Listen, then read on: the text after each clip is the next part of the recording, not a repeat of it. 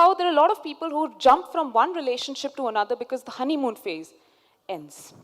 And that's not happiness. That's very painful, jumping from one pleasure till it becomes boredom, frustration, and alienation, and then jumping to another pleasure. Yeah, that's not happiness. Second, happiness is not minimizing pain.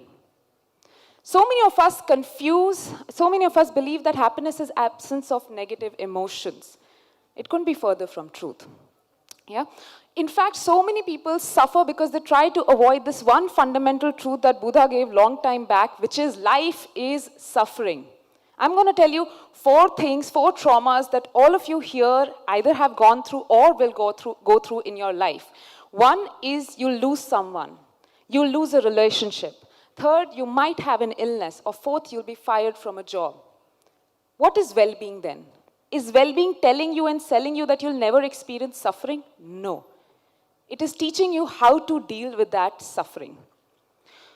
You should deal with suffering and not run away from your suffering because of 2 reasons again. One, the more you run away from your problems, the worse it becomes. J.K. Rowling actually said that when you try to numb your pain, it comes back in worse form when you finally actually feel it. How many of you here have lied to someone, significant other in your life? And then, okay, that was rhetorical, but thank you for participating, thank you. How many of you lied to cover that lie? How many of you lied to cover the lie to cover that lie? Where do you end up? Where do you end up? You end up not realizing truth kya tha. Not realizing what was true, what was false, what did you make up, and you regret, you feel that you shouldn't have lied in the first place. You could have just solved the problem at the first stage itself. And that's what happens. When you run away from problems and suffering, that's what happens. What do you think is the most non-biodegradable object on this planet?